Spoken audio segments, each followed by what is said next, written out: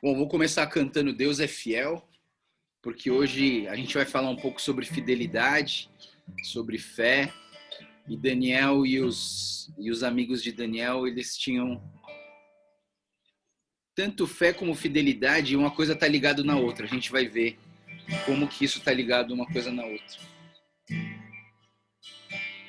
Vamos lá? Deus é fiel, é fiel, acima de todas as coisas eu sei que o meu Deus é fiel. Deus é fiel, é fiel, acima de todas as coisas eu sei que o meu Deus é fiel.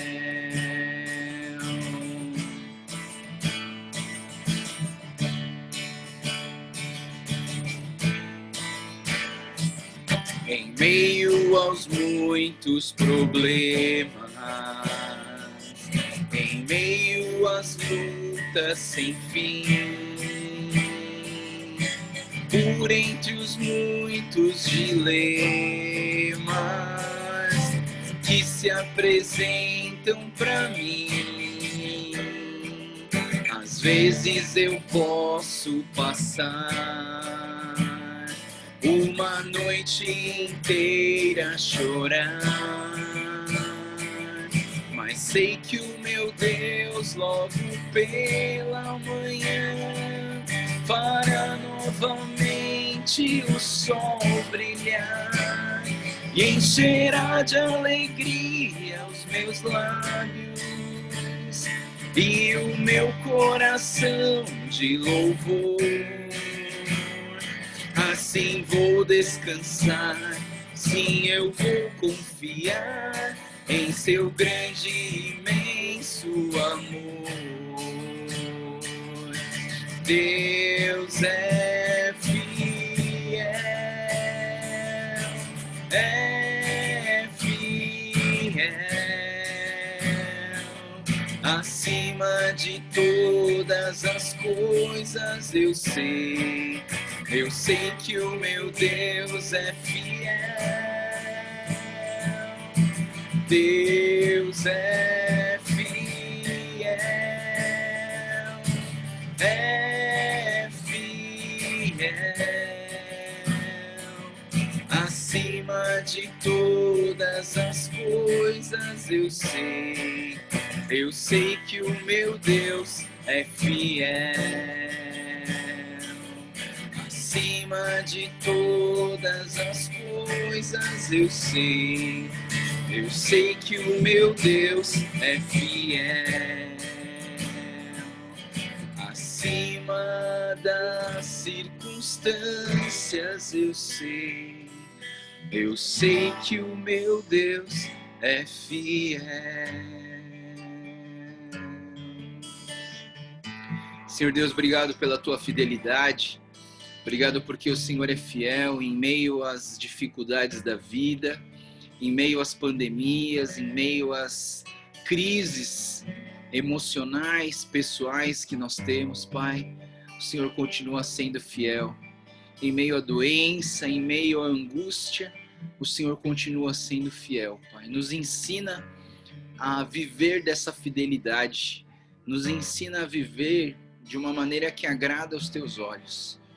Nos ensina a viver, Pai, o Deus fiel em nossas vidas, Pai. Te agradecemos, pedimos que o Senhor venha falar aos nossos corações e que esse livro de Daniel possa trazer muitos ensinamentos para as nossas vidas e que nós possamos aprender muito andando segundo a Tua palavra, o Teu querer e a Tua vontade. Te agradecemos e colocamos as nossas vidas nas Tuas mãos, em nome do Senhor Jesus. Amém.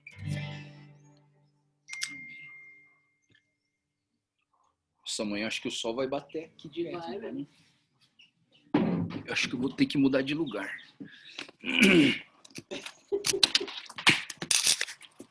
Ai. Acho que eu vou pra cá, Deixa eu sentar aqui, você senta pra cá.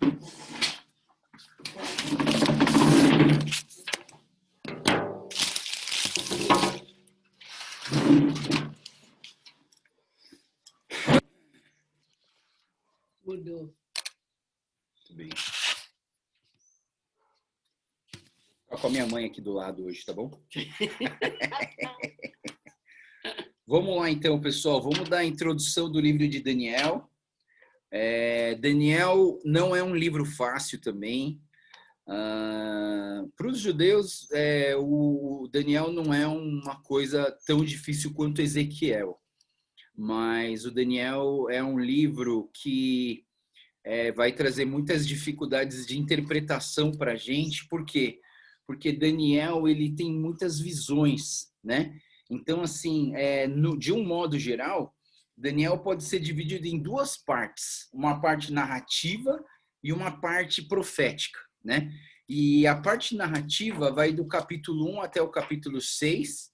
Então, do capítulo 1 ao capítulo 6, você tem as historinhas, você tem a fornalha ardente, a cova dos leões, né? Então, você tem toda essa logística de uma narrativa de história.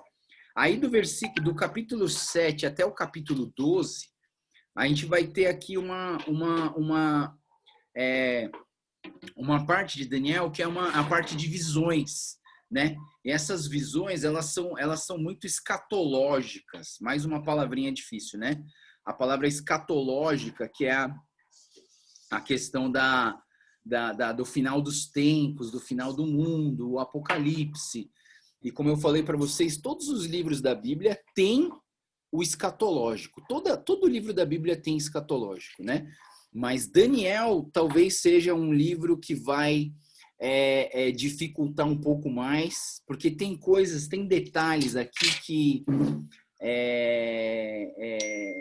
a teologia ainda não explica totalmente, vamos dizer assim, né? Cada um tem uma interpretação e aí a teologia não vai resolver todas essas questões escatológicas para a gente. Mas vamos devagar e a gente vai indo no que pode. Também a minha proposta, a minha expectativa aqui nesse estudo não é resolver todos os problemas teológicos, não é passar para vocês tudo que tem do livro de Daniel, mas a gente ter um apanhado geral e a gente ouvir a voz de Deus através daquilo que a gente está estudando na palavra, né? Então vamos lá.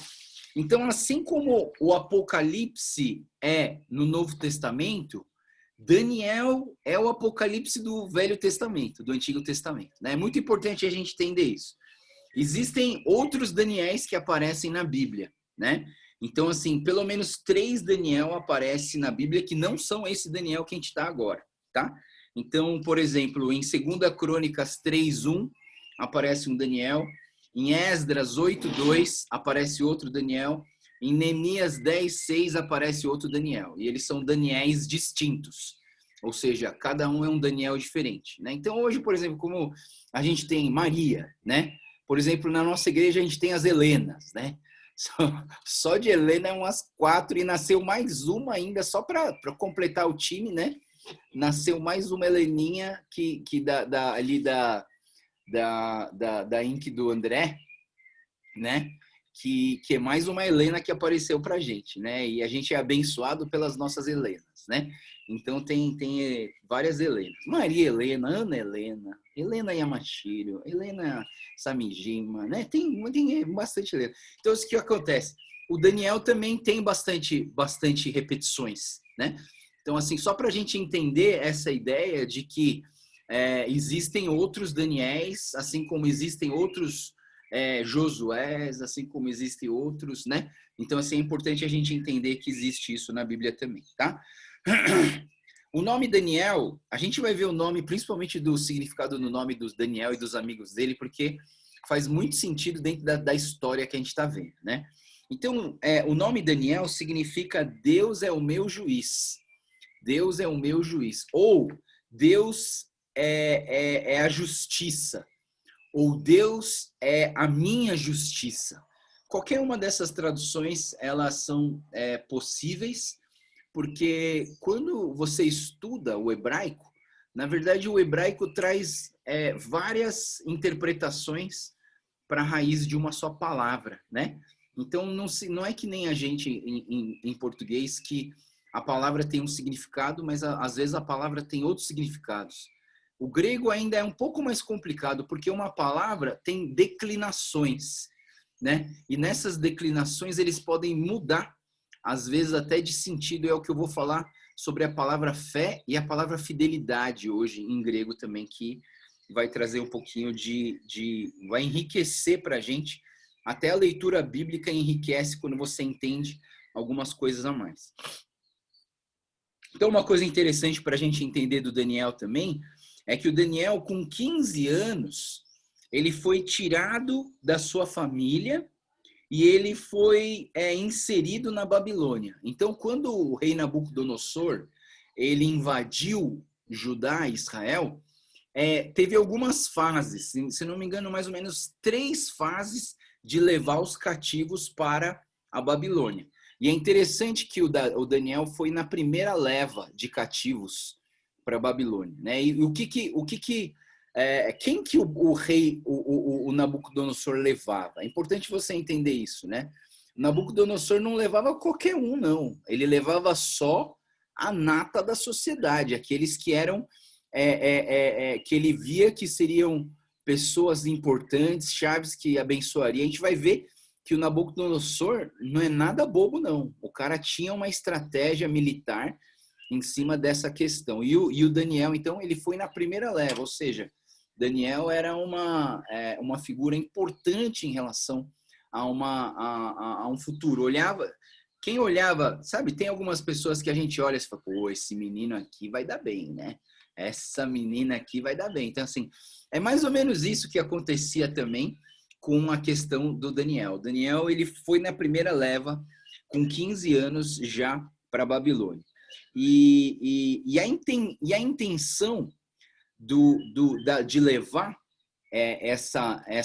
esses cativos para a Babilônia, existia uma estratégia militar. Eu vou deixar para falar isso daqui a pouco. O Daniel, ele foi uma pessoa bastante inteligente. Eu acho que por conta dele ser inteligente e ser levado para a Babilônia, o Daniel ele conseguiu tirar o máximo de proveito do cativeiro, né? Imagina que você vai para algum lugar e você fica, sabe, eu fico pensando, né? Eu preguei num retiro de taiwaneses e chineses. E os chineses continentais que estavam lá, as crianças, adolescentes que estavam lá, eles não queriam nada com nada. Eles não queriam, eles falavam chinês, eles não queriam aprender a falar português, eles não queriam comer a comida brasileira, eles não queriam nada. Então, assim, o que acontece? Eles estão no Brasil por tempo indeterminado, mas a cabeça dele está assim, uma hora eu vou voltar lá para o meu país e eu, então, não quero nada daqui, eu quero só do meu país e uma hora eu vou voltar para lá. Eu não sei se a primeira geração de japoneses, quando vieram para o Brasil, tinha um pouquinho dessa mentalidade, sabe? Eu vim aqui para o Brasil, mas eu só vim aqui para fazer um dinheiro e depois eu quero voltar para o Japão e eu quero voltar para lá e ficar lá, sabe? E eu vejo que às vezes, quando a pessoa tem esse tipo de mentalidade, ela não aproveita o local onde ela está na sua integridade. Então, por isso que talvez se preserva tanto a língua, né? E aí eu vejo, né? Você vê um japonês hoje acima de 70 anos nas igrejas, por exemplo, e eles falam em japonês, tem culto em japonês, eles leem a Bíblia em japonês, mas se esse pessoal for para o Japão, é engraçado, porque eles estão travados no tempo. É como se eles estivessem vivendo o Japão de 50 anos atrás, de 60 anos atrás. Por quê? Porque eles travaram no tempo, né? Então, assim, é como se eles tivessem entrado numa máquina do tempo e eles ficaram travados no tempo e eles não progrediram. Então, quando esses japoneses, né, por exemplo, minha tia Ana, que foi para o Japão recentemente, ela vai lá, ela tá num japonês arcaico. A forma com que ela fala em japonês é diferente do japonês da atualidade, né? Por quê? Porque a gente as pessoas que vieram em 1930, 1940, 1950 para o Brasil, essas pessoas elas vivem o que elas aprenderam do Japão daquele ano e elas não desenvolveram e o Japão desenvolveu. Então quando eles chegam lá e aí eles não são eles se perdem por conta de não saber o que eles estão falando. E o que eu digo para vocês é isso. O Daniel ele foi para a Babilônia, mas ao invés de ficar com essa cabeça, não, um dia eu vou voltar para minha terra, eu odeio esse lugar, eu quero que esse lugar exploda, eu quero voltar para minha terra, porque a minha terra não é aqui. Então Daniel ele não teve esse pensamento. Daniel ele foi para a Babilônia e ele foi inserido na Babilônia e ele aproveitou o máximo do que a Babilônia poderia oferecer para ele. É interessante esse tipo de mentalidade, né? O Daniel, ele aproveitou o tempo de cativeiro para absorver as coisas boas daquela comunidade. Eu vejo assim que a segunda, a terceira geração de japoneses no Brasil, a quarta, a quinta geração, a quinta, quarta, a quinta, da partir da terceira já quase não é mais japonês, né? Porque só tem olho puxado, mas assim, a primeira língua é português, praticamente come só comida brasileira, né? Então, assim, a gente vê que à medida das gerações vão passando, as gerações vão ficando mais abrasileiradas. E eu vejo que algumas pessoas acabam aproveitando melhor a cultura. E Daniel foi um desses. Ele aproveitou o máximo do cativeiro e ele mas só que é interessante, né? Ao mesmo tempo que ele aproveitou o máximo do cativeiro, ele se manteve firme nas suas convicções e nas suas raízes religiosas de como ele viveu Deus de Israel na terra da Babilônia. E isso é muito interessante. Isso é muito interessante, pessoal, porque você pensa nos nossos antepassados que trouxeram, por exemplo, a Metodista Livre para o Brasil. E eles podem ter mudado de lugar, pode ter mudado de situação, pode ter mudado de profissão, mas eles mantiveram a fé que eles conheceram no Japão e trouxeram essa fé para a gente. E essa fé existe até hoje numa igreja chamada Metodista Livre do Concílio Nikkei, né? Então a mesma fé, ela foi plantada e ela tem sido passada de geração em geração para as nossas vidas. É isso que Daniel também viveu. Então, por isso que é interessante a gente olhar para Daniel como algo que faz parte da nossa realidade imigrante num país diferente. Não que nós fomos presos e cativos resultado de uma guerra, não. Mas, assim, a imigração japonesa, ela trouxe essa realidade de imigrantes dentro de um país estrangeiro, né? Então é interessante como Daniel ele exaltou a Deus numa cultura diferente com o seu caráter e com o seu sentimento, sua convicção e sentimento arraizados em Deus, né? E só para falar de alguns profetas contemporâneos de Daniel, por exemplo, Ezequiel, Rabacuque, Jeremias e Sofonias eram profetas que viveram na mesma época de Daniel. O tema do livro, é importante a gente falar do tema do livro. Qual que é o tema geral do livro de Daniel? O tema de Daniel, do livro de Daniel, é o seguinte: Deus é o Senhor da história. Esse é o tema principal. Tudo que a gente vai ver em Daniel está baseado nesse tema. Deus é o Senhor da história. Ou seja, Deus, ele é o autor, Deus é aquele que controla as situações, Deus é aquele que está escrevendo, ele é o roteirista da história da humanidade, a história da Terra, né? Então, esse é o tema de Daniel, Deus é o Senhor da história.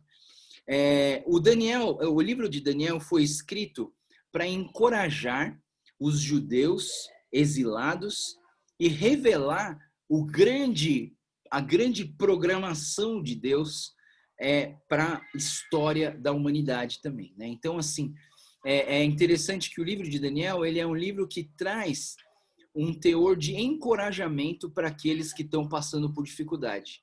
Bem pertinente para nós, né? Que estamos passando um tempo de pandemia, de ficar isolado, de não estar muito... de não poder fazer tudo aquilo que a gente gostaria de fazer, de poder ir para a nossa igreja nova e fazer o culto junto. Então, por conta de tudo isso, eu acho que a palavra de Daniel vem trazer um encorajamento para nós, né? Para a gente poder continuar lutando e continuar firme no Senhor Jesus. Vamos ver os versículos chaves de Daniel, né? Então, versículos chave de Daniel. Daniel capítulo 2, versículo 20 até 22. Então, versículos chaves. Daniel 2, 20 a 22. Que diz assim, e disse, louvado seja o nome de Deus para todos sempre. A sabedoria e o poder a ele pertencem. Ele muda as épocas e estações, destrona reis e os estabelece. Dá sabedoria aos sábios e conhecimento aos que sabem discernir. Revela coisas profundas e ocultas, conhece o que jaz nas trevas e a luz habita nele, habita com ele. Eu te agradeço e te louvo, ó Deus, dos meus antepassados, tu me deste sabedoria e poder e me revelaste o que te pedimos e revelaste-nos o sonho do rei. Então, assim, esse é um versículo chave. Um outro versículo chave que outro comentarista coloca é o capítulo 4, versículo 34 e 35. Então, o capítulo 4, 34 e 35, ele diz assim, ao fim daquele período, eu, Nabucodonosor, levantei os olhos aos céus e percebi que o meu entendimento tinha voltado. Então louvei o Altíssimo, honrei e glorifiquei aquele que vive para sempre. Seu domínio é o domínio eterno, seu reino dura de geração em geração. Todos os povos da terra são como nada diante dele e ele age como lhe agrada. Com exército nos céus, com habitantes na terra, ninguém é capaz de resistir à tua mão e dizer, o que fizeste? Então, assim, são palavras do próprio rei Nabucodonosor, que é um rei pagão, não é do povo de Israel, mas que reconhece Deus sendo o Deus das gerações, aquele que controla toda a história, né? Então, esses dois blocos de versículos são os versículos chaves de Daniel. Daniel 2, de 20 a 22, e Daniel 4, 34 a 35. Dificuldades de interpretação de Daniel. Por que Daniel é difícil de interpretar? Mas você pega um copo d'água para mim. Então, dificuldades. A primeira dificuldade de Daniel é a dificuldade histórica. Por quê? Porque Deus tem o controle da história e revelou os detalhes do futuro ao servo Daniel. Então, assim, a gente vai ter um pouco de dificuldade de interpretar historicamente os sonhos se essas profecias são para agora, são para depois. Então, historicamente, a gente tem algumas dificuldades de interpretação. Outra dificuldade de interpretação, mais uma palavrinha nova para a gente, né? Acho que eu já falei isso para vocês, mas é a interpretação dispensacionalista. O que é dispensacionalismo? É uma teologia, um estudo da teologia, do estudo de Deus, que divide a história de Deus em blocos, em etapas. Então você tem a dispensação da lei, a dispensação dos profetas, a dispensação da graça, a dispensação... Então você tem várias dispensações, né? O dispensacionalismo, ele divide em blocos a história de Deus em relação à humanidade. Só que dois momentos importantes dentro dessa divisão em etapas, ele traz para a gente esse tal de Antíoco IV, o Epifânio, né, que persegue os judeus, mas também a gente pode olhar dentro da dispensação dessa teologia dispensacionalista como se fosse uma profecia para a segunda vinda. Obrigado, mãe. Para a segunda vinda de Jesus Cristo e a perseguição dos filhos de Deus aqui na Terra. Então, são duas divisões que podem acontecer dentro dessa interpretação dispensacionalista. Seria a perseguição desse rei Epifânio em relação aos judeus naquela época, ou em relação à segunda vinda de Cristo pelos filhos. Essa teologia, ela está defendendo aqui, então, na sua interpretação, a interpretação escatológica. Eu estou falando difícil hoje, né, pessoal? Desculpa. A interpretação escatológica do pré-milenismo. O que é o pré-milenismo? Então, segundo o estudo da escatologia, existe o tal do milênio, que é um tempo onde vai haver 1000 anos de sofrimento e de perseguição à humanidade antes de vir um novo céu e nova terra. Então, o pré-milenismo, ele entende que esse milênio vai vir antes da vinda do céu, né? Dos céus da eternidade, onde o povo de Deus vai ser colocado nessa cidade nova, na Nova Jerusalém. Então, o pré-milenismo é que a perseguição vai acontecer antes, a cidade de Deus vai vir antes do milênio. Aí vem a terceira interpretação, dificuldade de interpretação, que seria o ponto de vista tradicional. E o ponto de vista tradicional defende outra coisa, defende o amilenismo, que seria a não existência do milênio, e o pós-milenismo, que seria que o milênio que o reino viria depois do milênio. Pessoal, eu sei que está complicado e eu vou desenhar para vocês, tá, pessoal? Porque aí vai ficar mais fácil de você entender. Então, eu vou mostrar para vocês uma figura que talvez ajude a gente a compreender um pouco melhor essa história das interpretações que eu estou falando para vocês. Eu vou mandar isso para vocês depois também, para vocês terem em casa, né? Então, o que acontece? Olha só. Então, assim, aqui em verde, né? Não, aqui em vermelho está a interpretação histórica. Então, você tem os dias de Daniel, e aí você tem a história desse Antíoco Epifânio, que é um cara que perseguiu os judeus. Simples, né? Interpretação histórica. Daniel fala sobre a perseguição dos cristãos, dos judeus em relação a esse Antíoco Epifânio. Em azul, nós temos a interpretação dispensacionalista, que ela é o quê? Pré-milenista. Ou seja, ela declara que a vinda do Senhor Jesus, ela vem antes do milênio. Ela vem antes do milênio.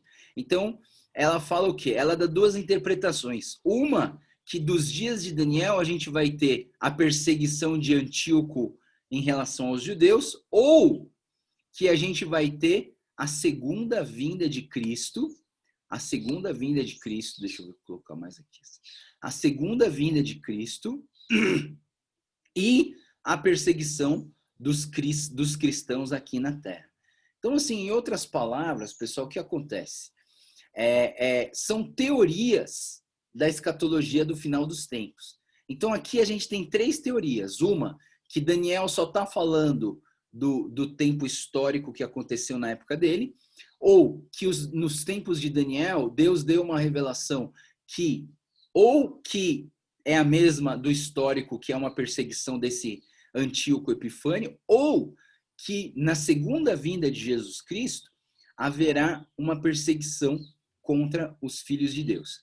E aí a última interpretação, que seria a interpretação tradicional, ela vai trazer 2 realidades para a gente. Amilenista, ou seja, não tem milênio, ou pós-milenista, que é o milênio vai vir depois da vinda do Senhor Jesus. Então, ele não vai falar da segunda vinda especificamente, mas ele vai trabalhar com a primeira vinda de Cristo.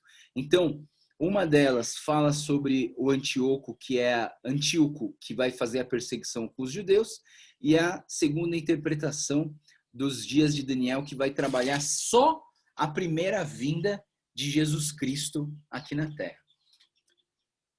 Se você não entendeu, só fala amém e fala assim, graças a Deus, Deus é muito bom. Deus é muito bom. Deus é muito bom. Ou senão, você pode pensar assim, puxa, como o pastor Joel fala bonito, né? Nossa, não entendi nada, mas é tão bonito, né? Ver a história da teologia, né? Não entendi nada, mas tudo bem, pessoal. Faz aquela cara de quem entendeu, assim. Muito bem. Tá? Então, assim, basicamente, é por isso que eu estou falando das dificuldades de interpretação de Daniel, né? Por quê? Porque a gente tem várias variações em relação à interpretação de um único livro, né? Então, vai ser difícil mesmo. Pessoal, se para teólogos já é difícil, imagina para nós, seres humanos normais, né? Então, assim... então, não se preocupe. Faz que nem eu, pessoal. Não se preocupe com isso, né? Vamos ler Daniel, vamos se divertir, vamos olhar para a palavra, vamos entender aquilo que Deus fala no nosso coração e ficar tranquilo, né? Por quê? Você vai conseguir entender tudo? Não vai. Não vai. Você vai conseguir entender a Bíblia inteira? Não vai. Os maiores teólogos do mundo escreveram centenas de livros e não conseguiram entender tudo. Então, assim, fica tranquilo que você não precisa conhecer tudo para ir para o céu. Você só precisa conhecer o essencial. E o essencial você já aprendeu. Então, fica tranquilo que o céu está garantido. Se você mantiver a sua obediência à palavra e viver de um modo digno do Senhor. Fechou? Vamos lá. O esboço do livro. O que a gente vai ver nesse livro, né? O esboço do livro, então, como eu falei, o livro se divide em 2 grandes blocos. O capítulo 1 até o capítulo 6 é uma parte narrativa, e do capítulo 7 ao capítulo 12 são as profecias escatológicas que o Daniel recebe. Então, do capítulo 1 até o capítulo 6, nós vamos ter, assim, algumas partes. Então, o capítulo 1 vai falar sobre Deus recompensando a fidelidade de Daniel e seus amigos, né? Então, a gente tem esse bloco, a gente vai ver isso daqui a pouco, eu não vou nem me deter muito nisso. O capítulo 2 vai revelar o significado do sonho de Nabucodonosor.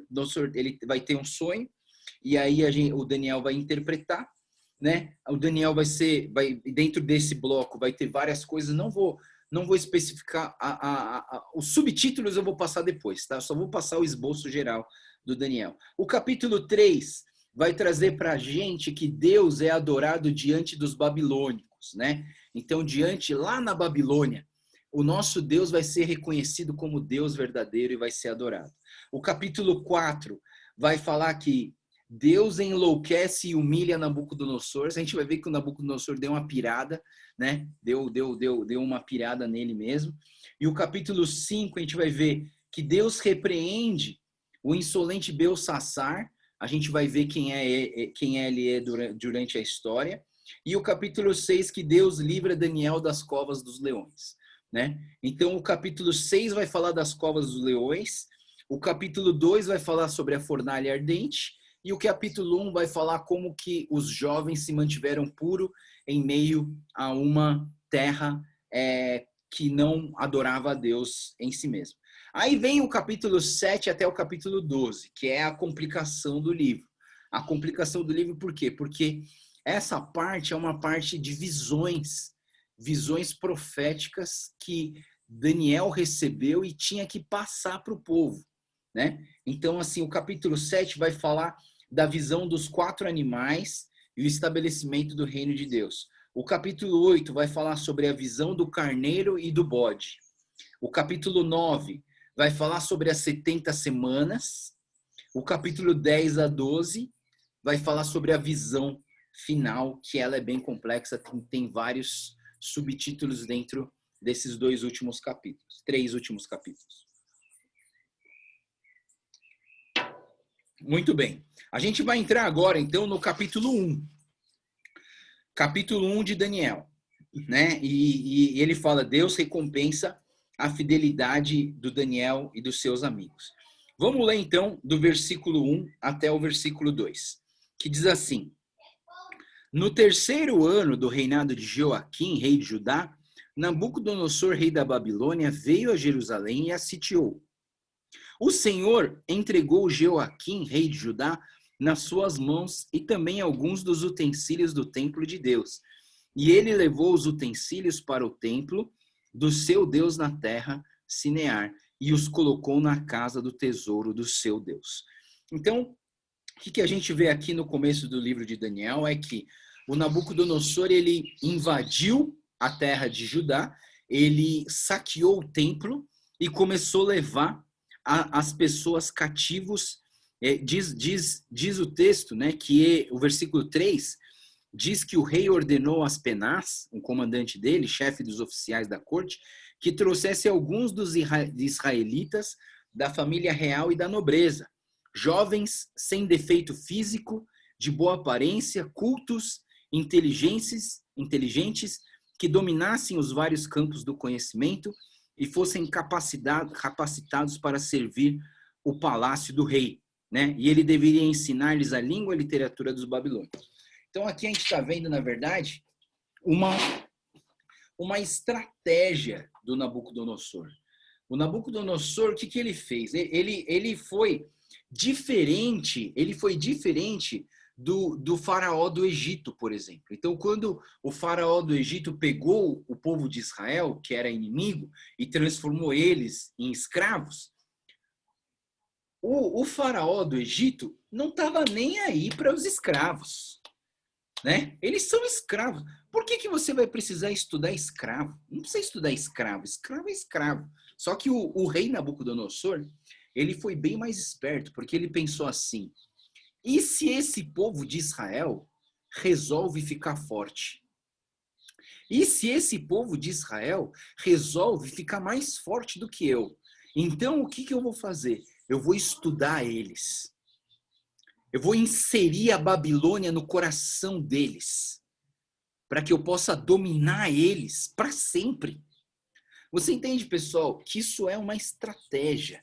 O Nabucodonosor, ele não era burro, ele era um cara extremamente inteligente. Então ele pegou os melhores jovens, e aqui diz que ele pegou jovens sem defeito físico, de boa aparência, cultos, inteligentes, que dominassem os campos do conhecimento, capacitados para servir o palácio do rei. E fico pensando, se o Nabucodonosor olhasse para mim quando era jovem, ele ia falar assim: esse eu não quero. Ixi, mano, esse aí eu tô fora. Acho que ele ia pegar minha irmã, que é mais inteligente, que é mais esperta, estudiosa. Eu era preguiçoso, não fazia nada. Só queria brincar e brigar com meu irmão, né? Então, assim, o Nabucodonosor, ele escolheu os melhores jovens. Para quê? Para que esses jovens fossem fonte de conhecimento dos seus inimigos. Você entende, pessoal? Que se você não estuda os seus inimigos, se você não conhece o seu inimigo enquanto ele está fraco, você um dia vai ter eles forte e aí você não vai conseguir derrotar eles. E aí por isso que eu acho, às vezes, pessoal, que é importante, por exemplo, já falei para vocês, ainda não fizemos essa aula, mas eu espero que um dia a gente faça. A gente precisa estudar, não que eles sejam inimigos, mas as seitas, as igrejas e religiões que não concordam com o evangelho. Estudar, por exemplo, batalha espiritual. Quem é o nosso inimigo? Eu lembro que eu estudei um livro chamado O Adversário, do Mark Bubeck. Eu lembro que aquilo eu fiquei horrorizado. Eu falei assim, eu que não quero estudar sobre o diabo. Mas se você não estudar sobre o diabo, o que vai acontecer? Você vai querer ignorar ele, e aí uma hora ele vai te atacar e você nem sabe. Ou ele está te atacando e você nem sabe. Por isso que é importante também a gente estudar as ações do inimigo. E aí eu vejo que o Nabucodonosor, ele é um cara muito estratégico. Ele queria inserir, ele queria absorver o conteúdo dos judeus e ele queria inserir a Babilônia dentro do coração dos judeus que foram cativos. Para quê? Para que eles nunca se tornassem fortes o suficiente para derrotar ele por conta da vingança, né? Então, assim, nesse período, a gente sabe que a vingança era um negócio muito real, né? Então, dominou sobre o outro. O que eles faziam? Matava todo mundo. Matava bebê, matava mulher, matava criança. Por quê? Porque se sobrasse alguém, esse alguém ia ficar forte para se vingar dele. Você entende? Por que às vezes eles dizimavam um povo inteiro? Por quê? Porque se eles dizimarem o povo inteiro, não vai ter espaço para vingança. Porque você acabou com tudo. Agora, se você deixar se você deixar uma mulher com 2 filhos, sei lá, imagina o que isso vai acontecer, vai gerar uma vingança. E aí eu penso, por exemplo, não estou falando em certo e errado, estou falando em estratégia, tá, pessoal? Então, por exemplo, Abraão disse que ele ia ter um filho com a Sara. Mas aí eles deram um jeitinho e colocaram Agar para ter filho com Abraão. Abraão teve o filho com Agar, teve Ismael. Aí nasceu o Isaac com a Sara. O que a Sara mandou fazer? Expulsa Agar dessa terra. E aí o que acontece? Sobrou Agar e sobrou Ismael, pessoal. E é por isso que a gente tem uma inimizade quase que eterna. Eu creio que não vai ser eterno, porque Deus também é Deus dos muçulmanos, dos islâmicos, né? Mas a gente vê uma briga tão grande em relação à Palestina, né? E os judeus cristãos brigando com os muçulmanos israelitas não, com o islamismo, e aí você vê vários confrontos. Da onde surgiu isso? Surgiu de estratégias que foram feitas e que é por isso que gerou tudo isso, né? Então, estou falando isso por quê? Porque Nabucodonosor não era burro. Ele era um cara extremamente inteligente e ele pegou os melhores jovens para que ele pudesse aprender sobre os inimigos e para que os inimigos também fossem dominados pelo império da Babilônia. Uma coisa interessante que um teólogo disse, que eu entendo no capítulo 1, ele diz assim: Deus havia feito uma aliança com o povo de Israel. Ele prometeu cuidar de Israel se eles obedecessem os seus estatutos, né? E essa verdade ela está em Levíticos 26, Deuteronômio 27 a 30, né? Essa promessa de Deus. E Deus desejava que Israel fosse luz para as nações, como está escrito em Isaías capítulo 42, 6. Mas eles fizeram tudo errado. O povo de Israel desviou completamente do caminho do Senhor, criou ídolos, se tornou uma comunidade idólatra, desviou dos caminhos do Senhor, não obedeceram à palavra do Senhor, e tudo isso acarretou no quê? A invasão da Babilônia em cima do povo judeu. Então, é interessante você ver que o povo judeu se desviou de uma maneira tão grande que eles conseguiam confiar no templo, mas eles não confiavam no Deus do templo. Até que uma hora o templo precisou ser destruído para que talvez o povo judeu pudesse voltar a adorar o Deus do templo e não o templo. Sabe, pessoal, e às vezes eu acho que isso aqui é só um achômetro, tá? Isso aqui é só cabeça do pastor Joel, tá? Às vezes eu acho, pessoal, que para a gente não idolatrar o nosso prédio, a nossa igreja nova, Deus deu uma pandemia antes da gente entrar lá. Para a gente olhar o templo como um meio para encontrar Deus e não transformar a igreja como sendo minha. Eu vejo tanta gente ali por aí falando assim: não, essa igreja é minha. Essa igreja é minha. Não é. Não pode fazer isso. A igreja é minha. A igreja não é minha. A igreja não é do pastor Joel. A igreja não é de vocês. A igreja é de Jesus Cristo. E Deus colocou a gente para administrar tudo isso aí. É aquela história do príncipe, né, que eu falei do capítulo, dos últimos capítulos de Ezequiel. Deus nos colocou para administrar a igreja e administrar o reino de Deus aqui na terra. Então, mas eu já estou assim, ao ponto de falar para Deus assim: Deus, tá bom, a gente já aprendeu a lição, deixa a gente entrar no templo agora. Deixa a gente entrar na nossa igreja. Deixa a gente fazer o nosso culto lá dentro, né? Então, assim, eu vejo que Deus traz esse ensinamento. E eu vou falar para vocês. O teólogo ele diz o seguinte, que eu achei muito interessante. Se você se desviar do caminho do Senhor, Deus vai dar um jeito de te trazer de volta para o caminho certo. Você tem que ser muito cabeça... Eu acho que é por isso que chama cabeça dura, né? Porque você bate a cabeça... Deus coloca um muro para você não ir para lá. Você faz questão de ir lá e bater a cabeça no muro. Até o muro quebrar e você pega o caminho errado de novo. Aí Deus coloca outro muro. Aí você vai lá com a tua cabeça dura e quebra outro muro para você ir pelo caminho errado. Então eu penso que, de uma certa maneira, Deus ele funciona às vezes como o GPS do nosso carro. A gente colocou um destino. Nosso destino é o céu.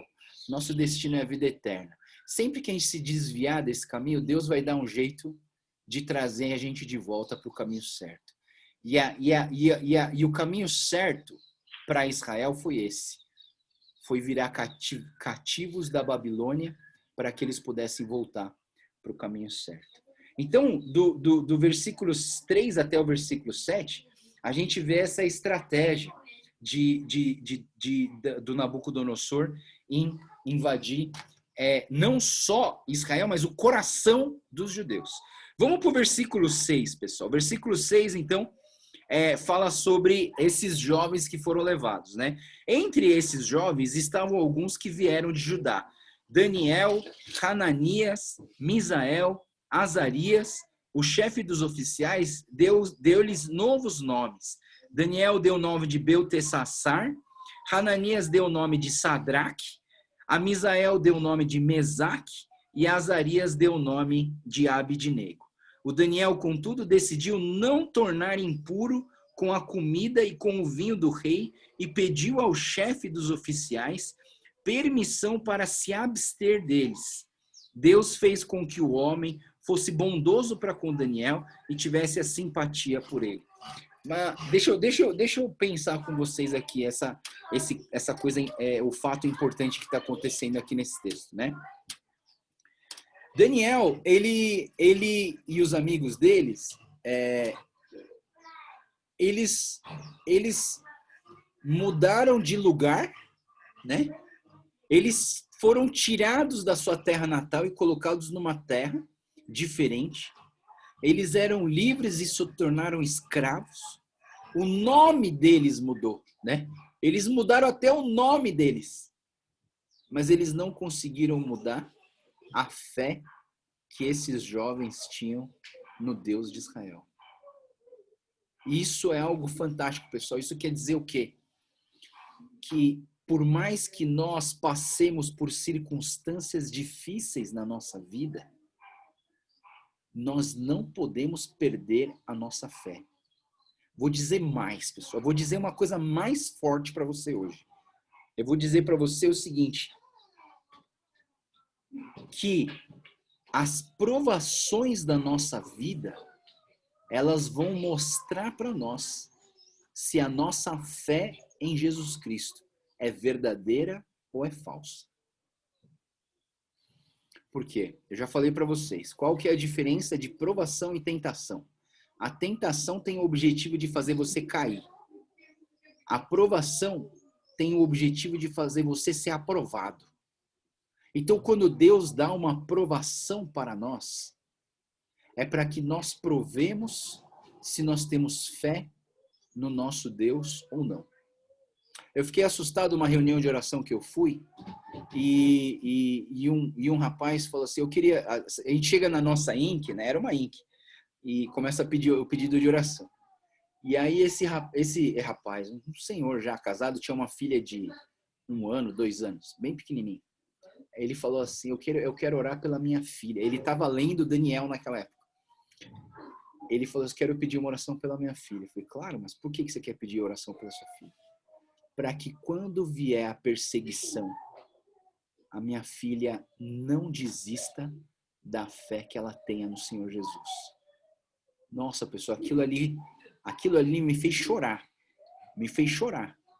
Porque esse pai, ele estava orando por uma coisa que não tem nem margem de acontecer hoje nas nossas vidas. Mas ele estava orando para que se a filha dele um dia passasse por uma dificuldade assim, de risco de vida, que a filha dele não desistisse dos caminhos do Senhor Jesus.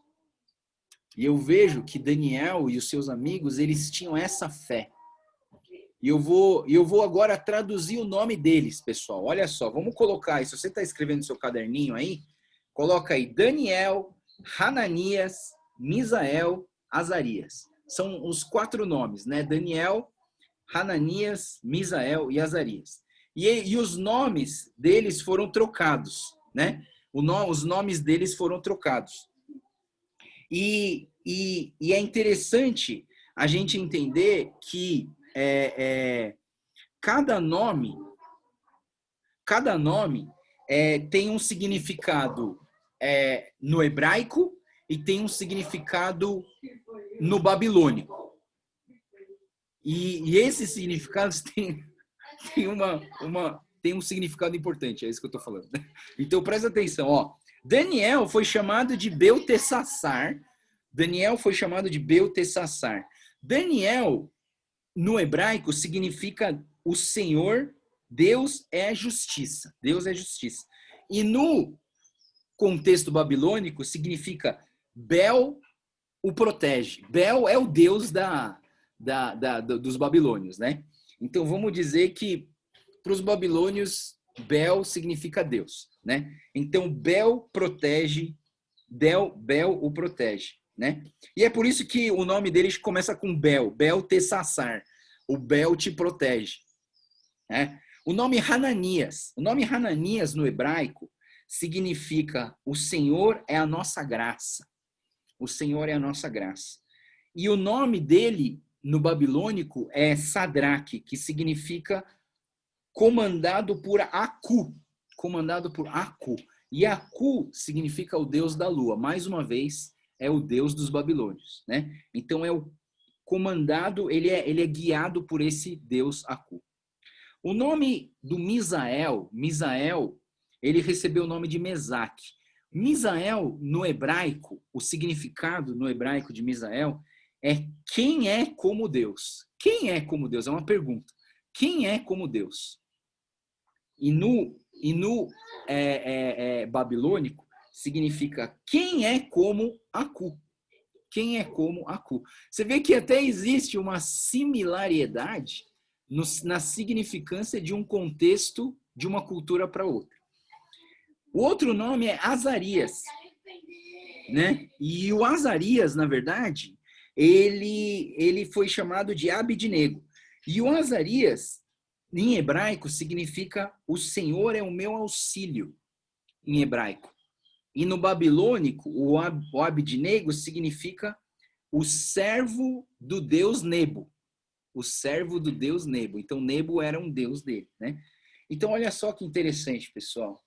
A gente olha para os amigos de Daniel e para Daniel e a gente consegue até montar uma frase. Olha só que interessante. Deus é a justiça, o Senhor mostra a sua graça. Quem é como Deus? O Senhor é o meu auxílio. Olha que interessante, pessoal. Coloca os 4 nomes um do lado do outro e coloca o significado deles. Você vai ver uma mensagem, né? De uma certa maneira, olha só, Deus é a minha justiça. O Senhor mostra a tua graça. Quem é como meu Deus? O Senhor é o meu auxílio. Isso é muito interessante, né, pessoal? A gente entender que os nomes, esses significados, eles têm uma importância na literatura hebraica e principalmente no contexto do que a gente está estudando. Vamos lá, vamos continuar. Do versículo 8 até o 21, então, a gente vê a firmeza de fé e o caráter recompensado por Deus. O 8 diz assim: Daniel, contudo, decidiu não se tornar impuro com a comida e com o vinho do rei. É muito interessante você pensar que o Daniel, ele mudou de nome, ele mudou de país, ele mudou de título, mas o coração dele continuou o mesmo, né? Então, assim, é uma coisa para a gente pensar, né? Não é porque a gente ficou mais importante ou menos importante que a minha fé vai ser abalada por causa disso. Eu digo tanto para cima como para baixo, tá, pessoal? Porque eu vejo assim, gente que, por exemplo, era muito rico e de repente hoje não é tão rico assim. Mas a fé não pode abalar. É isso que eu acho que o livro de Daniel está tentando trazer para a gente.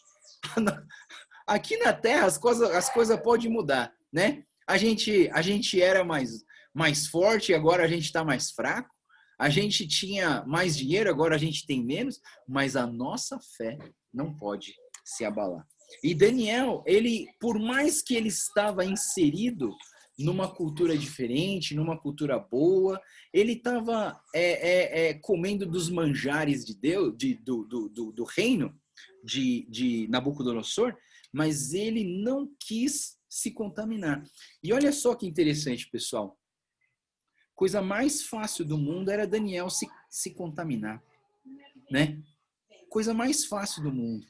E aí eu penso, como que pode um jovem manter puro o seu coração? E aí você vai lá para o Salmo 119 e ele vai falar com você. Salmo 119, vamos abrir, vai. Salmo 119, versículo 9, se eu não me engano, deixa eu ver. Salmo 119, versículo 9, ele diz assim: como pode o jovem manter pura sua conduta, vivendo de acordo com a tua palavra? Eu te busco de todo o coração, não permitas que eu desvie dos teus mandamentos. Guardei no coração a tua palavra para não pecar contra ti. Então, como que você faz para um jovem manter puro o seu coração? Guardei no meu coração a tua palavra para não pecar contra ti. E é por isso que eu vejo como é importante a gente cuidar melhor dos nossos jovens, né? Eu tenho me desgastado demais. Vocês acham que eu me desgasto com vocês aqui falando devocional? Eu tenho me desgastado assim gigantemente com os jovens, porque eu não quero que os meus jovens desviem o coração deles do Senhor Jesus. Essa semana mesmo eu ouvi de um jovem bem novinho que a mãe dele falou para mim assim: ah, Joel, ele não está querendo participar muito da escola dominical, não sei o que, ele está assim. Mas eu fiquei tão triste que quase que eu chorei na conversa que eu tive com essa mãe. Como que pode, esse meu jovem não pode se perder? Me dá o contato dele aí que eu vou falar com ele, né? Então, já estou conversando com ele para trazer ele de volta para a linha. Por quê? Porque como que pode manter um jovem puro o seu coração? Guardei a tua palavra no meu coração para não pecar contra ti. Eu quero dizer para vocês também que a gente tem vários jovens buscando na palavra do Senhor.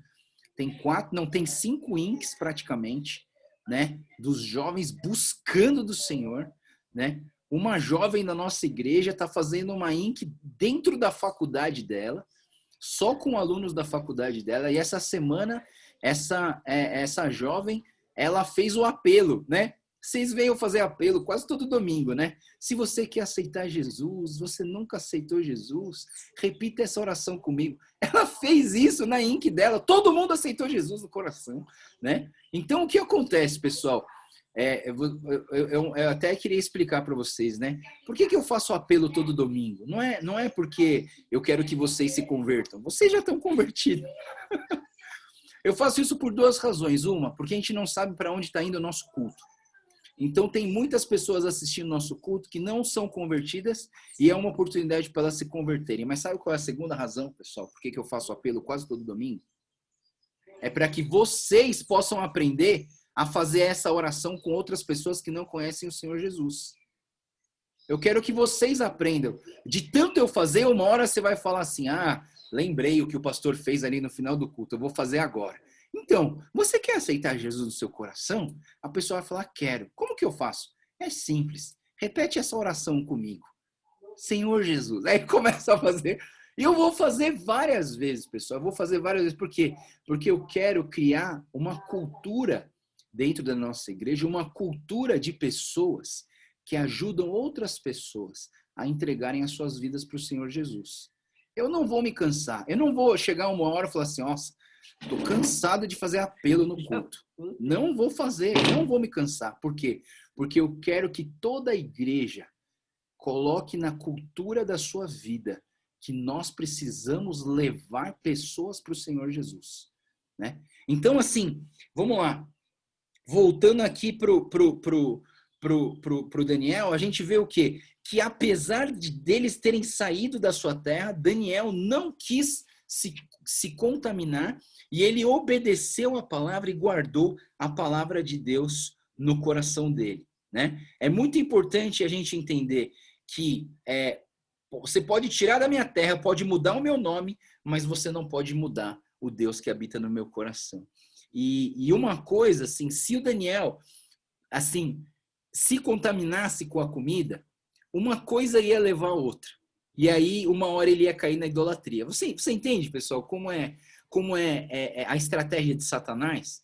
Eu estou falando que Nabucodonosor teve uma estratégia, mas essa estratégia é a estratégia que Satanás usa é a armadilha que o inimigo usa para tentar fazer a gente se desviar do Senhor. Sabe, falar para você assim, mas domingo não é tão importante assim. Não, assiste o culto outra hora, tá gravado. Não, pra que você vai participar do culto? Tem outros cultos melhores. Você entende? O inimigo, ele vai tentando minar a sua cabeça para você se desviar. E uma desviada que você dá aqui desse lado, vai fazer você lá na frente ficar bem longe de Deus. Quantas pessoas que eu conheço que se desviaram bem pouquinho no começo? Não, eu não vou mais ler a Bíblia. Orar é chato. O culto tá chato. E desvia um pouquinho, mas aí depois de anos você percebe que essa pessoa já está completamente afastada do Senhor. E para voltar é mais difícil, viu, pessoal? Já vou dizendo para vocês. Para voltar é mais difícil do que se converter, né? Se converter para o Senhor Jesus, não conhecendo a Deus, é mais fácil do que voltar para Jesus, sendo que você já conheceu Ele. Porque a pessoa fica com aquele sentimento. Eu não sou mais digno. Eu não mereço. Eu fiz o que era errado. E a pessoa tem mais dificuldade de voltar para Deus do que aceitar Deus pela primeira vez. Então não se desvie. Meu conselho para você, não se desvie do caminho do Senhor, tá bom? Não se desvie porque é mais difícil de voltar. Então, a gente vê aqui na vida dos jovens, desses jovens, duas atitudes importantes. Primeiro, os jovens eles tiveram aqui uma entrega total ao Senhor. Essa entrega total ao Senhor é essa ideia de que nós precisamos colocar nossa vida nas mãos de Deus. Vamos colocar um texto aqui, Provérbios capítulo 4, versículo 23. Provérbios capítulo 4, versículo 23. A palavra de Deus diz assim: acima de tudo, guarde o seu coração. Afaste, não é isso mesmo. Capítulo 4, 23. Acima de tudo, guarde o seu coração, pois dele depende toda a sua vida. Já falei para vocês o que significa coração na Bíblia. Coração significa a fonte da vida. Então, se você contaminar a fonte, você contamina tudo, não é verdade? Se você encontra uma nascente de um rio e essa nascente produz água pura e limpa, aí vai alguém e joga mercúrio lá dentro da fonte. O que aconteceu? A fonte foi contaminada. Aí depois que você jogou mercúrio naquela fonte, você pode beber daquela fonte? Não. Por quê? Porque a fonte foi contaminada.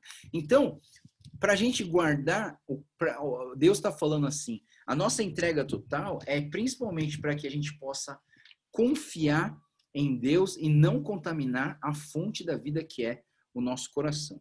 Eu achei interessante uma frase do teólogo que diz assim: a fé não é crer apesar das evidências. Isso significa superstição. Crer apesar das evidências. Isso é superstição. A fé é obedecer apesar das consequências. Que bonito. Tá poeta hoje, tá poeta. Vou repetir, tá? A fé não é crer apesar das evidências. A fé é obedecer apesar das consequências. Então, pessoal, é interessante, a gente vai ver daqui a pouco. Nossa, eu já estou me delongando demais. A gente vai ver daqui a pouco, acho que eu vou passar meio que por cima, senão a gente vai vai demorar muito. Os meninos aqui, os jovens, sem o Daniel, eles passaram por uma prova muito forte no capítulo 3, né? Que era a questão da imagem do Nabucodonosor. Mãe, não conversa agora, mãe. Então, assim, os meninos aqui, os jovens, eles estavam passando por uma provação muito grave, que, assim, eles fizeram uma imagem do Nabucodonosor no capítulo 3, eles tinham que se humilhar, eles tinham que se prostrar diante dessa imagem. Mas Deus colocou no coração desses meninos, desses jovens, de não se prostrar perante essa imagem. Então, assim, o que acontece? A fé deles ultrapassou a questão das consequências. Você entende? Não importa que consequência. E esses jovens, eles estavam tão convictos de que eles não tinham que se prostrar diante daquela estátua, que assim, se Deus livrasse, ou se Deus não livrasse eles dessa provação, eles não iriam se prostrar perante o rei. É porque a gente lê essa história e a gente sabe que uma terceira pessoa, ou uma quarta pessoa entrou na fornalha junto com eles, não é verdade? Foram jogados 3 e eles viram 4, né? E aí tem uma outra história em cima disso, né? Quem era esse quarto? Né? Quem era esse quarto cara que estava lá dentro da fornalha? E aí alguns teólogos consideram que era um anjo, mas alguns teólogos consideram que era o próprio Jesus lá dentro da fornalha. Por quê? Porque, de uma certa maneira, a gente entende o quê? Que Deus fala no Salmo 23, o Senhor é meu pastor e nada me faltará. Ele me levará para as águas tranquilas, mas quando eu vá lá passar pelo vale da sombra da morte, ali eu estarei com vocês. Jesus, o nosso Deus, prometeu isso para a gente. Ele não prometeu que a gente vai ser rico, ele não prometeu que a gente vai ter saúde para sempre, mas ele prometeu que ele vai estar sempre com a gente. E eu entendo que a fé desses meninos dentro da fornalha fez com que Jesus entrasse na fornalha dentro, junto com esses meninos. E aí está uma lição muito importante para nós, né, pessoal? Às vezes a gente ora e fala assim, Deus, tira essa dificuldade da minha vida. E Deus não tira. Mas isso não significa que Deus não está do seu lado. Eu falo assim, Deus me cura da minha doença. Às vezes Deus cura, Deus dá o livramento. Mas às vezes Deus não cura. Mas Deus continua do nosso lado no meio do fogo ardente da provação. Isso é muito importante para a gente entender, pessoal. Muito importante. E eu quero deixar bem claro aqui. A lição do livro de Daniel não é sobre livramento. A lição do livro de Daniel é sobre perseverança na sua fé e na sua convicção. É fidelidade para com aquilo que você crê. Se vai ter livramento ou se não vai ter livramento, esses meninos aqui, eles não desistiram da fé que eles tinham no Deus vivo deles. A gente viu o livramento. Daniel foi livre dos leões e os meninos foram livres da fornalha ardente. Diz até que o soldado que jogou os caras lá dentro morreu queimado, né? Mas eles tiveram o livramento. Mas eu queria que você entendesse o seguinte, pessoal. Se você focar no livramento, você vai achar que Deus vai ter que te livrar todas as horas da sua vida. Mas se você focar na fé e na fidelidade que eles tinham, você vai sempre ter fé e fidelidade naquilo, no Deus verdadeiro que você tem no seu coração. E aí eu trago para vocês o que eu estava falando para vocês no começo. A palavra fé e a palavra fidelidade, elas se confundem na Bíblia. Sabe por quê? Porque no grego, a mesma raiz da palavra fé é a raiz da palavra fidelidade. Aliás, você podia chamar de fé e fidelidade. Fidelidade. Por quê? Porque a fidelidade vem da palavra fé.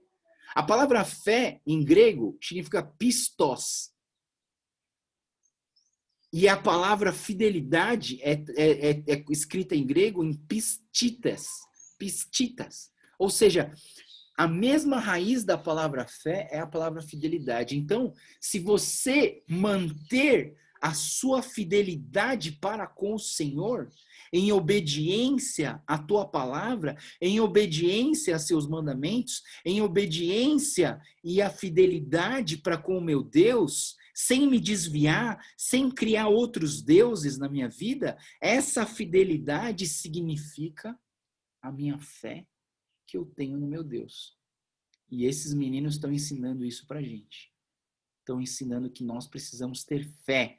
E o que significa ter fé numa forma prática? É ser fiel. Porque o nosso Deus, ele é fiel. E a gente precisa aprender isso e colocar isso na nossa mente.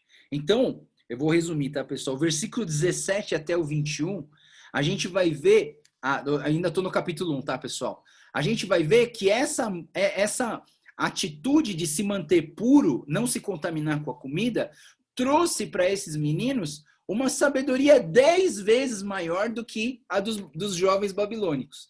Então, os jovens babilônicos que se contaminaram com a comida, que comiam sempre a mesma comida do rei, as iguarias do rei, o Daniel e seus amigos comiam legumes, né? E é interessante, aqui também não é vamos defender os veganos e os vegetarianos. Não é isso, tá, pessoal? Se você quer ser vegano e vegetariano, sinta-se à vontade. Não existe nenhuma contraposição bíblica em relação a isso. Mas a Bíblia fala, tudo que você consagrar ao Senhor, você pode comer, né? Então, nesse sentido, né? Então, depende muito da filosofia de vida que você tem. Você quer ser vegano? Você quer comer mato? Pode comer, não tem problema, né? Eu como de tudo, né? Eu como os dois. Tanto o capim como o boi, eu como os dois, né? Então, assim... né? Mas, assim, é interessante você entender isso, tá, pessoal? Não é que ele está defendendo e uma forma vegetariana de se viver, mas porque Daniel não queria se contaminar, ele comeu só legumes e vegetais, e ele se manteve saudável, e eles se mantiveram intelectualmente sadios, a ponto de chegar no final do capítulo e ver que eles eram mais sábios do que os jovens da Babilônia, tá? Então, é importante você ver isso. Uma outra coisa interessante de ver no Daniel também é que o Daniel, ele tem uma similaridade, ele é muito similar à história de José. Se você for pensar na história de José, lá em Gênesis, você vai perceber que Daniel e José, eles foram deportados da sua cidade para uma cidade estrangeira. O Daniel e o José tiveram uma tutela, eles foram criados por autoridades inimigas. O Daniel e o José, eles tinham o dom de interpretar sonhos. O Daniel e o José eram canais de bênção para abençoar o povo inimigo. É interessante isso, né? E aí eu vejo assim que a matéria da teologia que estuda, hoje é dia das palavras difíceis, a matéria que estuda a interpretação da Bíblia, ela se chama exegese. Exegese é o estudo da interpretação da palavra, né? A exegese e a hermenêutica. E é interessante que existe um livro chamado a exegese elíptica, ou seja, na verdade, a história bíblica ela vai se repetindo várias vezes. Então, o que aconteceu lá em José está acontecendo de novo com Daniel, né? E aí que vem essa ideia de que a história ela é cíclica. O mesmo Deus vai fazendo as coisas acontecer. E é por isso que a Bíblia ela é tão relevante para nós hoje. Porque independente do tempo que você vive, a Bíblia continua tendo o mesmo significado, a mesma relevância, a mesma importância e os mesmos ensinamentos para nós. Isso é muito bonito, né, pessoal? Isso é muito lindo. Por quê? Porque a Bíblia, a mensagem da palavra de Deus, ela é cíclica. Ela vai, a mesma lição, ela pode ser entendida, compreendida e praticada em vários períodos, em várias épocas da história humana. E é por isso que a gente lê o mesmo livro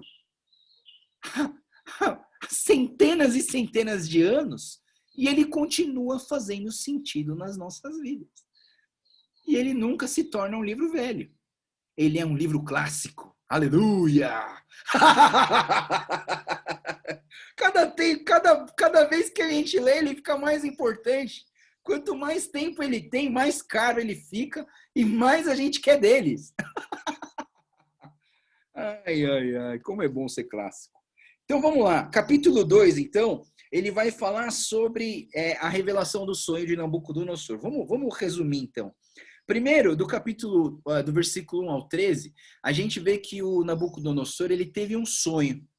E ele ficou muito frustrado porque ele não entendeu esse sonho. E aí, do capítulo 14 até o 18, eu acho que esse é importante a gente ler, do 14 ao 18, a gente vê o seguinte: Arioque, o comandante da guarda do rei, já se preparava para matar os sábios da Babilônia. Quando Daniel dirigiu-se a ele com sabedoria e bom senso, ele perguntou ao oficial do rei: por que o rei emitiu um decreto tão severo? Arioque explicou o motivo a Daniel. Diante disso, Daniel foi pedir ao rei que lhe desse um prazo, que lhe daria a interpretação. Daniel voltou para casa, contou o problema a seus amigos Ananias, Misael e Azarias e lhes pediu que rogassem ao Deus do céu que tivesse misericórdia acerca desse mistério, para que ele e seus amigos não fossem executados como os outros sábios da Babilônia. Então, o mistério foi revelado a Daniel de noite, e numa visão Daniel louvou a Deus dos céus. Então vamos lá, muito interessante essa situação.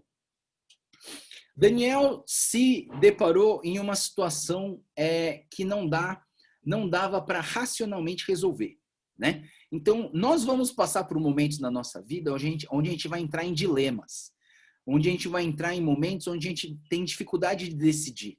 Será que eu vou para a esquerda? Será que eu vou para a direita? Será que eu faço isso? Será que eu faço aquilo? Será que eu caso? Será que eu não caso? Será que eu faço desse jeito ou será que eu faço daquele outro? Nós vamos entrar em dilemas. E aí é interessante, e na igreja, mais ainda, né, pessoal? Eu, como pastor, eu tenho vários dilemas, várias situações complexas e ainda de pessoas, que cuidar de pessoas é uma complexidade grande, porque não existe nenhuma pessoa igual a outra. Eu não posso tratar ninguém igual a outro. Eu não trato a tia Nair como eu trato a tia Keiko, que eu trato a tia Mióia, a Maria Helena, minha mãe. Eu não trato ninguém igual. Por quê? Porque cada um é cada um. E essa é a complexidade de trabalhar com pessoas, não é verdade? Então, assim, quando você tem uma situação onde você não consegue achar uma solução, o que você faz? Vai buscar conselho com outras pessoas. Mas com qualquer pessoa? Não.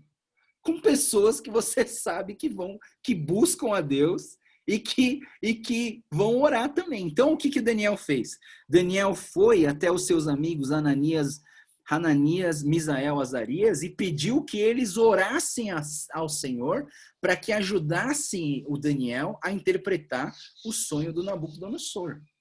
E isso é uma lição muito importante para nós. Sabe por quê, pessoal? Às vezes, a gente quer resolver as coisas pelo nosso próprio bom senso. Às vezes, a gente quer resolver as coisas do nosso jeito. E às vezes a gente até pensa, se eu pedir conselho não vai dar certo. É melhor resolver sozinho. E eu quero dizer para vocês que se fosse para você resolver sozinho, Deus não tinha criado o corpo de Cristo. Deus teria criado a ameba de Cristo, né? É um ser unicelular que não precisa dos outros. Você não é uma ameba. Você é um corpo. Você é uma célula. E a célula depende de outra célula. Para a gente poder viver, para a gente formar um corpo de Cristo, o corpo não é feito de um membro só. O corpo é feito de muitos membros. Então, a gente precisa entender essa realidade.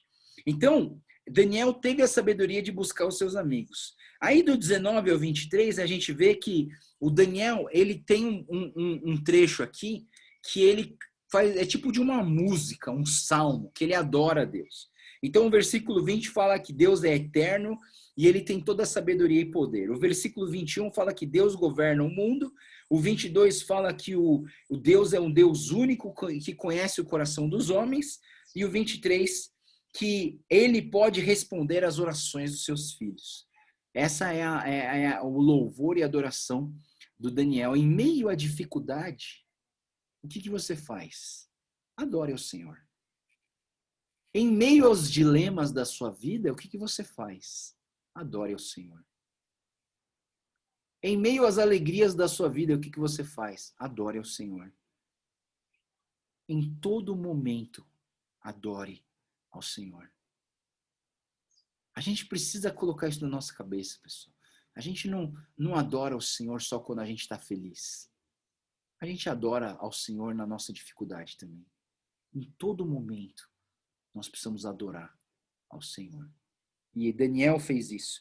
Aí, versículo 24 até o 45, Daniel ele vai interpretar o sonho. E uma coisa interessante que o Nabucodonosor fez, não sei se vocês perceberam isso, mas o Nabucodonosor ele não falou o sonho para as pessoas. Para os caras interpretarem, eles tinham que saber que sonho que era. E o Nabucodonosor não falou que sonho que era. Falou, não, eu tive um sonho, um pesadelo, e eu quero que vocês interpretem. Qual que é o sonho? Não vou falar. Se você sabe a interpretação, você vai saber que sonho que é. É complicado isso, né? E aí, teologicamente, existem umas razões para isso, né? E, na verdade, existem algumas interpretações que o Nabucodonosor queria provar se os caras tinham a sabedoria de interpretação ou não. Ou se ele queria... se ele esqueceu mesmo do sonho dele para ver se eles relembravam o sonho. Mas provavelmente ele não tinha esquecido. Por quê? Porque foi um pesadelo que tirou o sono dele, né? Uma coisa que tira o nosso sono, você consegue esquecer? Não, eu acho que não, né? Aquilo fica remoendo na nossa cabeça.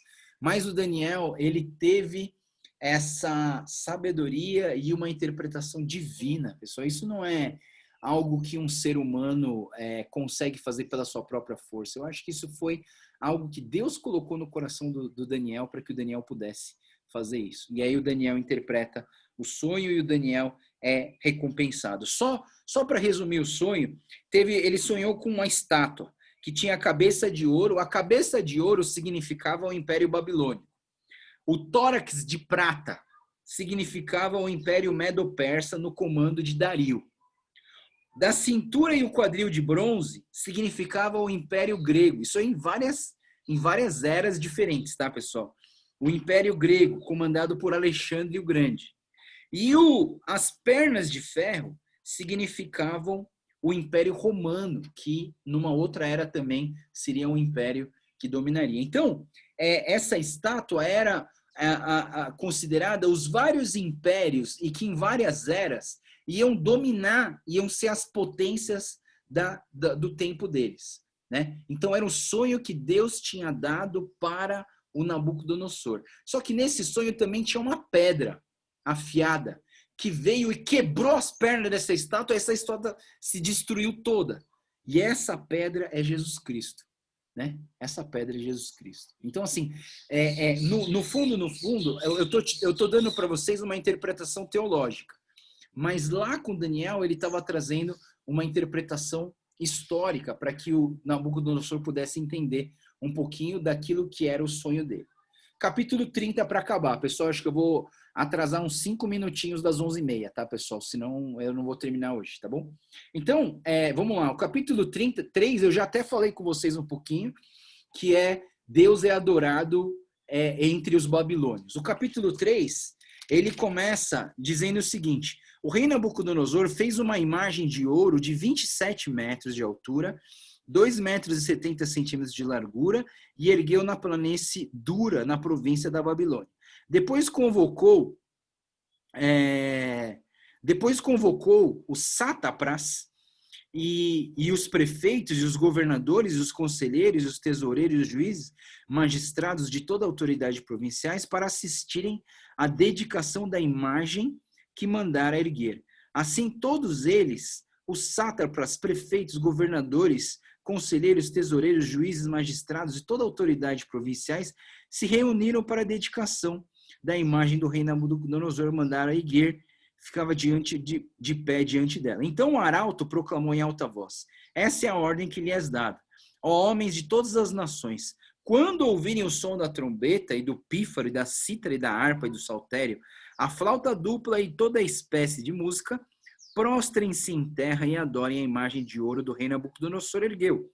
Quem não se prostrar em terra e não adorá-la será imediatamente atirado na fornalha em chamas.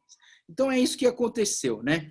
E é interessante que essa estátua do Nabucodonosor foi erguida depois da interpretação do sonho. Porque no sonho ele sonhou com uma estátua.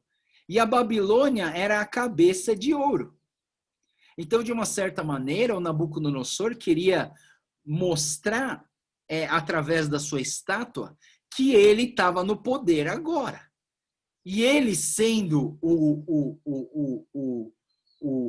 mais poderoso, poderoso dos poderosos da época, ele construiu a própria estátua em ouro, né? Na verdade, era madeira banhada em ouro. E essa estátua, ela seria o quê? A representação da autoridade e da idolatria que o povo deveria dar em cima do Nabucodonosor. Então, quem não se prostrasse diante dessa estátua seria jogado nas chamas da fornalha ardente. E aí que vem, resumindo a história, né? É importante a gente entender que a fé verdadeira, ela não sucumbe em tempos de provação. Então, não é uma chama que vai destruir a minha fé que eu tenho no meu Deus. Pelo contrário, as minhas dificuldades me fazem buscar mais do Senhor.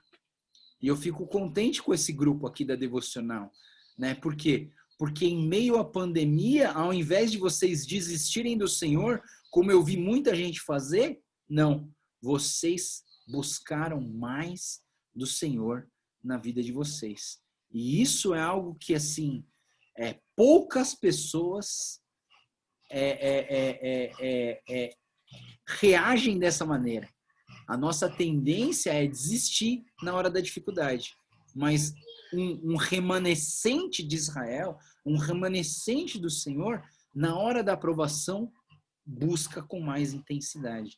Então, a fé não é verdadeira se ela sucumbe aos tempos de provação, né? Então, mais uma vez, a grande lição de tudo isso não é o livramento, mas é a fé, a fidelidade que nós temos para com o nosso Deus. A firmeza desses jovens em não transgredir diante do pecado, mesmo com risco de morte. E é muito importante, pessoal, lê comigo o versículo 15.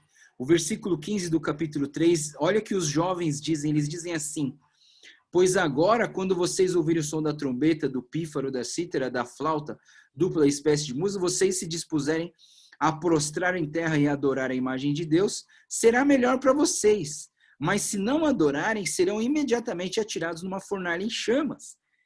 Que Deus poderá livrá-los das minhas mãos. Olha só essa frase do Nabucodonosor. Que Deus! Qual que é o Deus que vai te livrar de tudo isso? Né? E aí eu vejo que muitas dificuldades na nossa vida, elas são, nós recebemos o livramento porque para mostrar que o nosso Deus é um Deus verdadeiro. E aí o versículo 16 diz assim: Sadraque, Mesaque e Abidnego responderam ao rei. Olha só a resposta. Ó Nabucodonosor, não precisamos defender-nos diante de ti. Se formos atirados na fornalha em chamas, o Deus a quem prestamos culto, pode livrar-nos, e ele nos livrará das tuas mãos. Mas se ele não nos livrar, saiba, ó rei, que não prestaremos culto aos teus deuses e nem adoraremos a imagem de ouro que mandaste erguer. Então você tem aqui duas respostas diferentes, né, pessoal? Eu creio que Deus pode me livrar, e se Ele quiser, Ele vai me livrar. Mas, se Ele não me livrar, mesmo assim, eu não vou me prostrar diante de outro Deus que não seja o meu Deus. Só até esse momento, esses jovens, eles não sabiam que ia ter a quarta pessoa lá dentro da fornalha, sabiam? Eles sabiam? Não sabiam. Por isso eu digo para vocês, pessoal, a fé desses meninos era um negócio incrível. A fé que esses meninos tinham era um negócio assim, fantástico, que a gente precisa resgatar no nosso coração. Nós precisamos resgatar essa fé e essa fidelidade em não querer se contaminar e não se prostrar para outro Deus diante da dificuldade. Então, do 19 ao 30 a gente vê o livramento, e no versículo 25 a gente vê o quarto homem. No versículo 25 ele diz assim: o rei exaltou: olhem, estou vendo 4 homens, desamarrados e ilesos, andando pelo fogo, e o quarto se parece com um filho dos deuses. E é por isso que algumas pessoas interpretam como sendo o filho do Deus vivo, que é Jesus Cristo, ou alguns interpretam como um anjo. Independente de se é Jesus ou não, eu acho que é Jesus, tá, pessoal? Eu acho que é Jesus. Porque acho que Jesus queria mostrar para nós e para eles que Deus não livra a gente da provação, mas Deus vai estar com a gente na hora da provação. E isso é muito importante da gente entender, né? Ele não vai tirar a dificuldade da sua vida, mas ele vai segurar na tua mão e vai te ajudar a vencer a dificuldade junto com você, né? Então isso é uma lição das mais importantes. E aí a gente vê que de uma certa maneira, né? Aliás, eu queria até mostrar uma prova do porquê que eu acho que é Jesus Cristo na palavra de Isaías. Isaías capítulo 43, 1 a 3. Isaías 43, 1 a 3, diz assim, olha só, é uma profecia do Filho de Deus, do Salvador, né?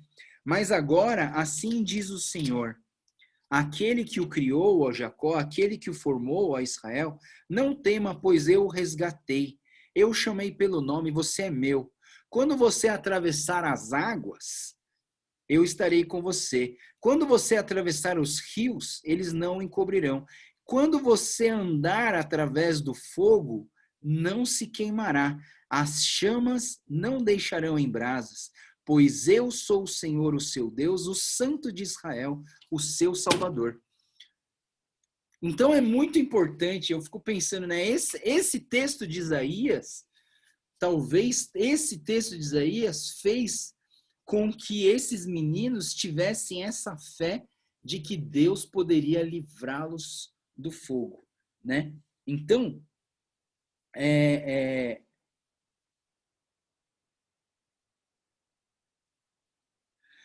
o teólogo ele escreveu uma frase que eu achei muito interessante. Com essa frase eu termino a devocional de hoje, pessoal. Esse comentário ele diz o seguinte: podemos ficar fora da fornalha com Nabucodonosor, ou podemos ficar dentro da fornalha com Cristo. Qual desses 2 lugares você vai querer ficar? Posso ficar fora da fornalha com Nabucodonosor, ou eu posso ficar dentro da fornalha com Cristo. Em qual desses lugares você gostaria de estar, né? Qual que você escolhe, né? Que Deus abençoe as nossas vidas. A gente tem muita coisa interessante e importante para estudar nesse texto, né? De Daniel. Que Deus nos abençoe nessa jornada, né? E que Deus continue falando no seu coração. Nossa, eu falei demais hoje, pessoal. Minha garganta tá até doendo. Não sei nem como vou pregar amanhã. Vamos orar então, pessoal. Desculpa, eu não vou abrir espaço hoje para comentários, porque já passei muito do tempo, tá bom?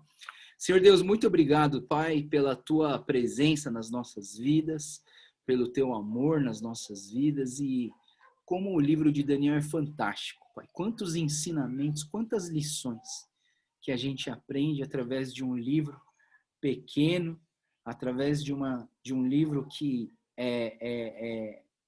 que fala tanto aos nossos corações. Eu peço, Deus, que o Senhor continue dando fome, sede da Tua palavra e que nós possamos buscar do Senhor com intensidade e guardar puro o nosso coração para não pecar contra Ti. Obrigado pela Tua palavra, abençoa o sábado de todos nós e amanhã que nós vamos cultuar ao Senhor. Que o Senhor aceite o nosso culto em adoração a Ti. Oramos tudo isso agradecidos em nome do Senhor Jesus. Amém. Amém, pessoal? Deus abençoe vocês aí, né? Que Deus continue guiando a gente na palavra. Amém? A gente se vê amanhã no culto, então, tá bom? Deus abençoe, pessoal. Até amanhã. Tchau, tchau.